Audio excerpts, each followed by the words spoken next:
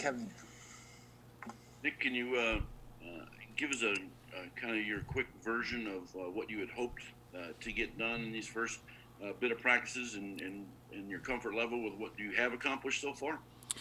Yeah, we're really, and Coach kind of set the vision for us just for spring practice. We're trying to improve our fundamentals, try to increase our depth and build depth, and then just expand on our offense. Things that you're trying to build and grow and take a look at. So, we try not to be in too much of an evaluation. Mindset when you're right in the middle of it. You're just trying to improve and teach and coach each and every day. And I think the kids have had a good mindset, and there's a lot of young players getting a lot of reps, which is great, at all positions. And so I've been pleased just with the effort. We have a really, really good group of kids, and the staff's been phenomenal. And so, we like to coach football, and so it's been a blast. This is a great time of the year to develop your team and to improve. And so we've really enjoyed it. Kevin, then Zach. Yeah, Coach. I think people are envisioning kind of a WAP filier-like role for DJ Matthews. In what ways are they similar? In what ways are they different? And how can he kind of best be used within the offense, you think, from your early evaluations of him? Yeah, I don't like to make comparisons to players. WAP was an exceptional player for us and, contributed significantly to our success here. And, we wish him the very, very best and are thankful for his contributions. DJ, is looking to create that role for himself, just like the rest of the players on the team and with this group. Like I said, we try not to make comparisons. I think they are different players. They have different, they're just different. They're not the same person. And so I think DJ has had a great attitude to learn what we're trying to do here and try to improve and get better each and every day. And, we don't expect – we just want DJ to be DJ. We're not going to ask him to try to be somebody that he's not, and we just want him to be the very best version of DJ, and we're looking forward to that. And he's had a great mindset, a great mentality. Really, has gotten along with the players on our team, and he has done a nice job. And so we're thankful and excited for him, and glad that he's here. But we don't make comparisons. We just want DJ to be the very best version of himself, and we know that will be plenty to contribute and help our team. Zach, then Dustin.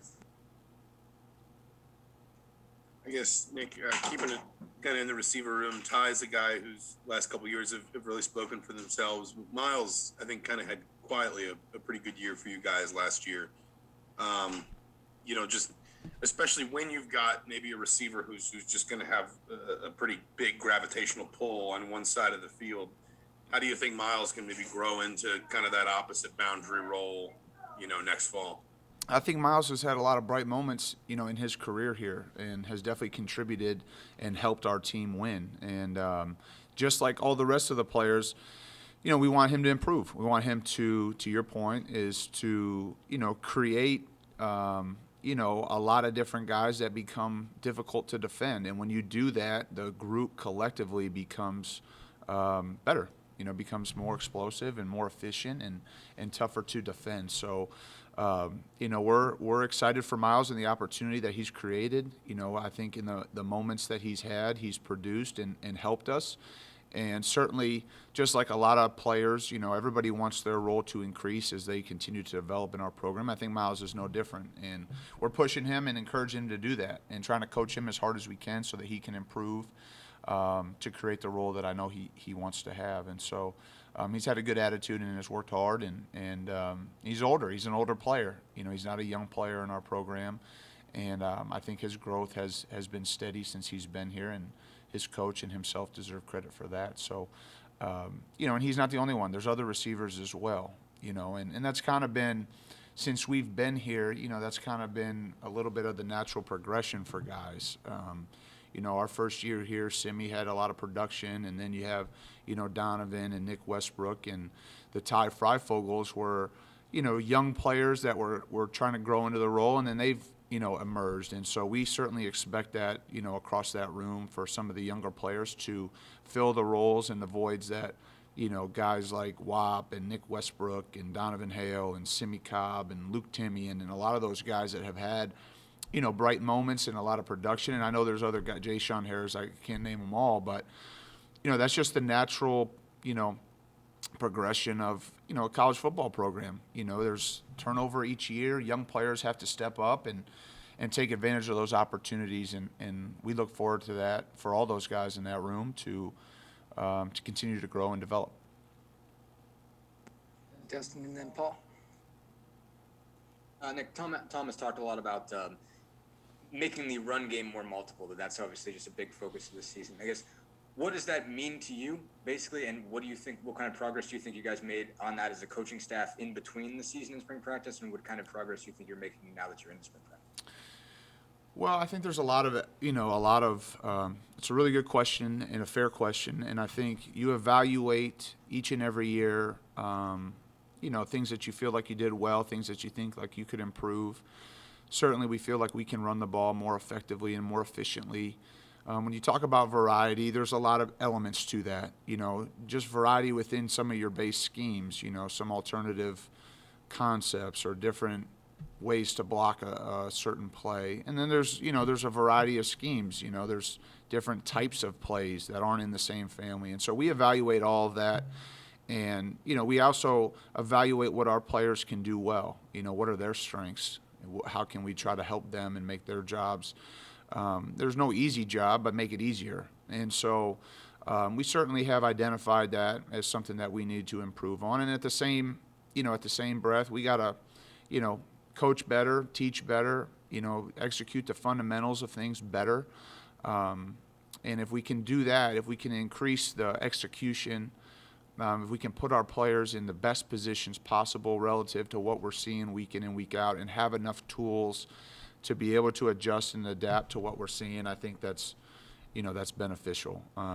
And there's only so many plays, right? There's only so many schemes that you can do. You can't get good at them all, but you can have reasons to have a variety of schemes or answers.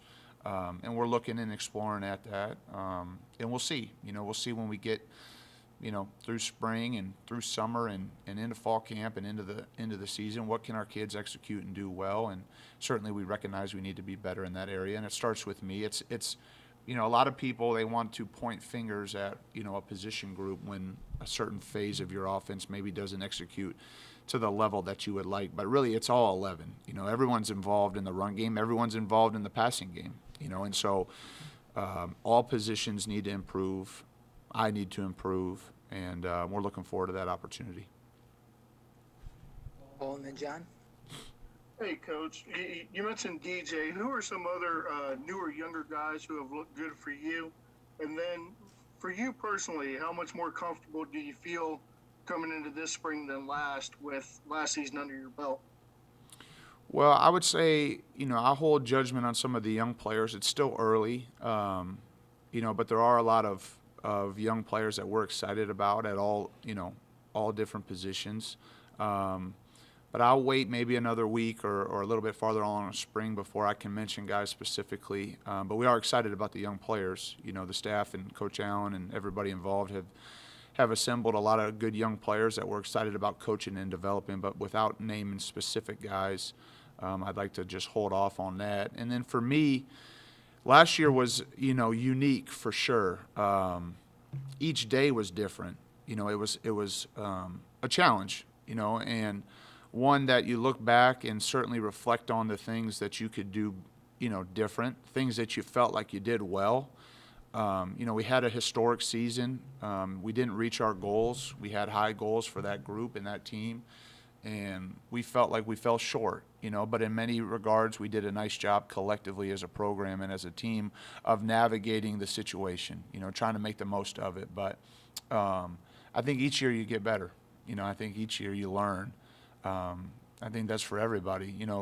You can prepare as much as possible for the roles that you have. But at the end of the day, until you're sitting in that seat, or as a player, until you're out there on the field, that's the best experience you can have. And I don't, we ask our players to improve each and every day. I don't see myself any different. I try to improve and do as good of a job as I can for our players, for our staff, for Coach Allen, this university.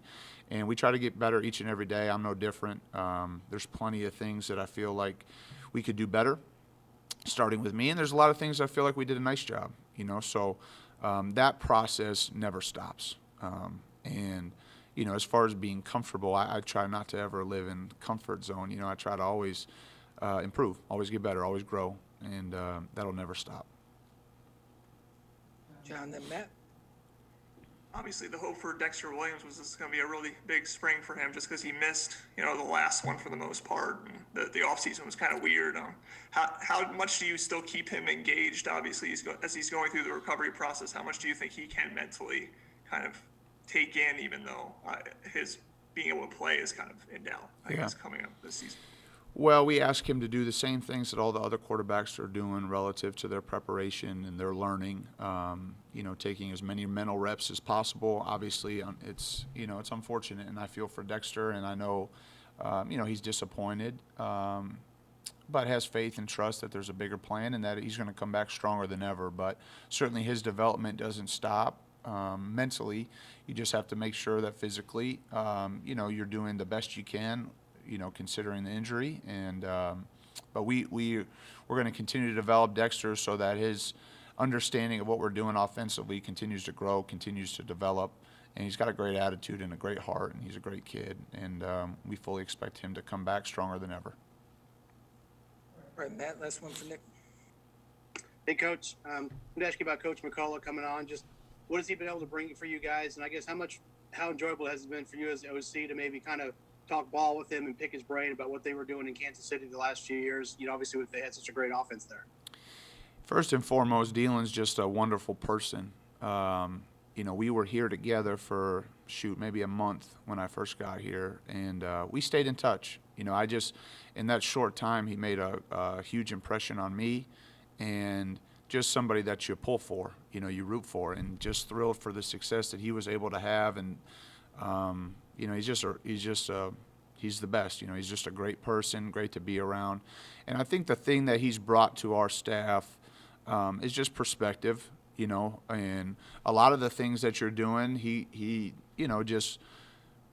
it confirms that you're on the right path. That you're doing things well. At a high level. And then there's other things that he brings an idea or two, and it makes you think, and maybe it's a better way to do it.